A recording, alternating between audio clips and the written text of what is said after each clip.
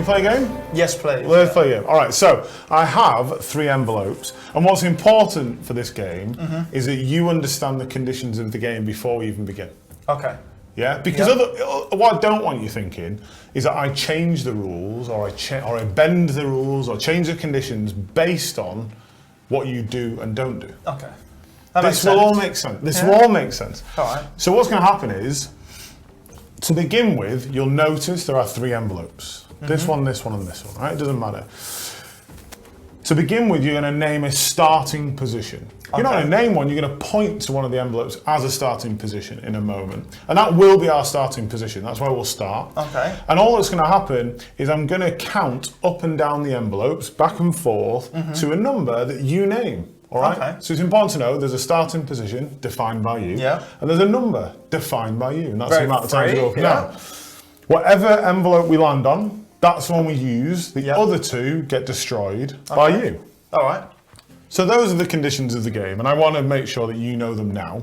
Yep. Before you think, oh, Adam's trying to swindle me. That's very fair. Yeah? All Yep, right. I'm happy. So because you now know these conditions, because I've told you, already you've probably got one of the envelopes in mind as a starting position. People usually do. Once you kind of paint the picture for them, they think, oh, I know where that's that. Some people think, oh, because that's on an angle, that one tries to kind of tempt you in.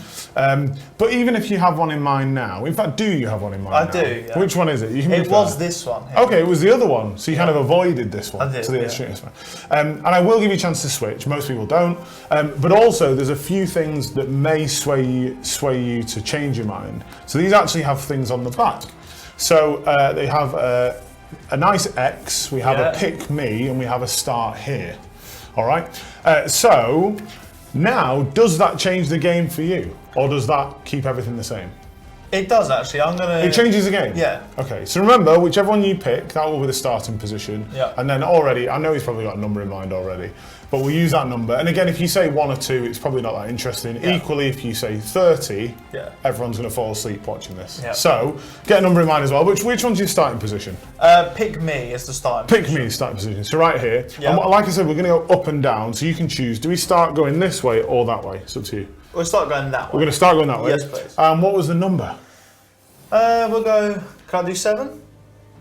7. Or can I go higher? You can do what you want. Can I go higher? If you want, it's up to you. I'll go 11. 11. You sure? And you wanted to start on pick me? Yes, please. Okay, we want to go that way? Yeah. Okay. So this is 1. Yeah. That's 2. Yeah. That's 3. That's 4. 5, 6, 7, 8, 9, 10, 11. Oh, so we're back here, but equally we could have ended up at 10 or whatever. You can take these, 1 in each hand, and you can destroy them. So give them a screw up. Properly? Yeah, go for it. Absolutely. All right. Now you're probably thinking by this point, what on earth is this weird game that we're all playing? Yeah. And none of this makes any sense unless we look in the envelope. Yeah. If we look in the envelope, and I don't even want to do this for you, but we can bring this in.